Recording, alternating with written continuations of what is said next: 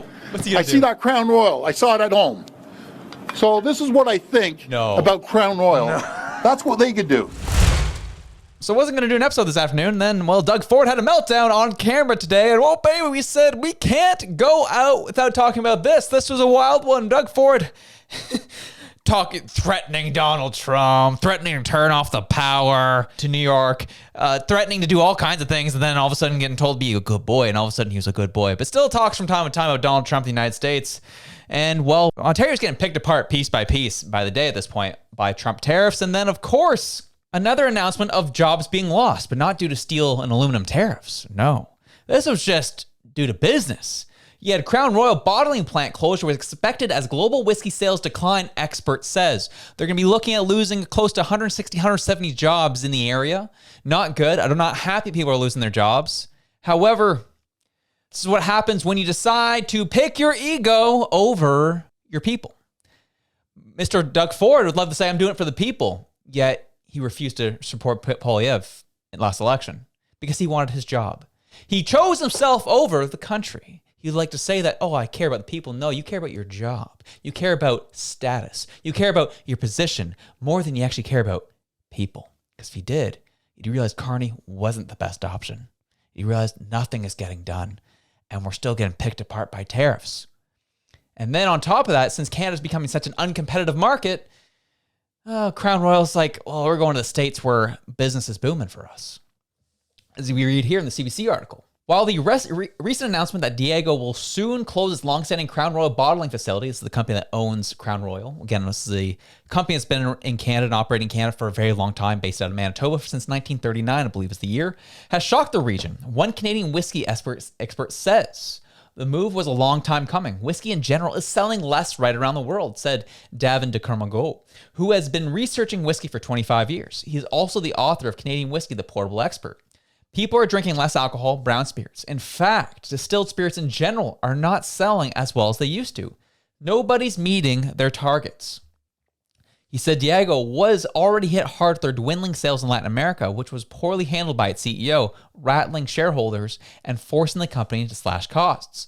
Now with the closure of Amherstburg plant, 160 unionized employees will be out of a job, which he recognizes as an extremely difficult decision for a company to make. This has nothing to do with tariffs. It's something that's been in the works for 3 or 4 years now, said the expert. Crown Royal remains one of Diego's strongest brands, says the expert, but most of that demand is in the United States, where Crown Royal is the top-selling whiskey. Remember, America is 10 times as big, he said. When you go into a liquor store in some places in Texas, they are getting like 3 or 4 pallet loads of Crown Royal every week. So for Diageo, he says, keeping the Amherstburg plant is a nice to have, but not a must have. And especially in this economy, things are tough. People are needing to slash costs. People are needing to tighten things up because things are tough at the moment. If your household's feeling it, well, companies are feeling it as well. And they have to make decisions for their business. And as I said, Canada's becoming an increasingly uncompetitive market. And well, when things are tough, what are you going to do? You're going to go towards the money. And that was the reason why they're moving this bottling plant to the States. Because, well, Crown Royal sold 7.4 million 9-liter cases last year in America alone, where they sold 1.2 million of those 9-liter cases in Canada.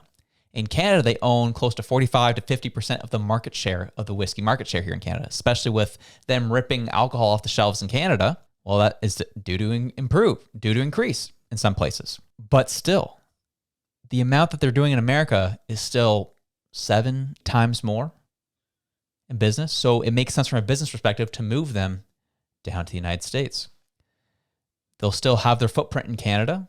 They still plan to sell in Canada, but this particular bottling plant is moving down. As I said, they poorly dealt with the Central America situation, so now they're having to make things a little more efficient and concise. Obviously, word of this got to Doug Ford, and today he got on a press conference and was really not happy with the decision because it means more people are going to be out of jobs in Ontario, which makes him look really bad. And he made sure to make a complete spectacle of it all. Here, he outlines what's going on, what has happened, and then decides to make a statement. Smirnoff's a whole bunch of other stuff, the largest. So can you imagine a board, right, sitting around, or even a kitchen table? Are you ready for this, guys? They're sitting around and said, okay, how's South America doing? They're doing okay. How's Europe? Yeah. How's North America? Okay, everything's good. Oh, let's target our largest customer. Who targets their largest customer? To put it in perspective, $740 million, $750 million. The people of Ontario support this company. And their payroll is 16, maybe $17 million. So you're jeopardizing $740 million worth of business for what, $17 million, and you're going to hurt a community? You're going to make these people struggle that they can't pay rent? They aren't going to pay a mortgage? They barely put food on the table when there's not too many companies in that small town? What, have you lost your mind? Like, I think they're a few fries short of a Happy Meal, these people. They're sitting around absolutely just smug as they come. They're hurting Ontario residents. They're hurting the people that work at Crown Royal. So you know something, a message to the CEO in France: you hurt my people, I'm going to hurt you. You're going to feel the pain in February when these people don't have a paycheck.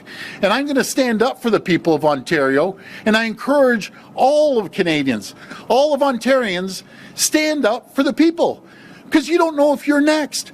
But the thing that ticks me off, I get it. I get that companies move back and forth, but what I don't get, when you're someone's largest customer in North America, you're going after the largest customer. You know something?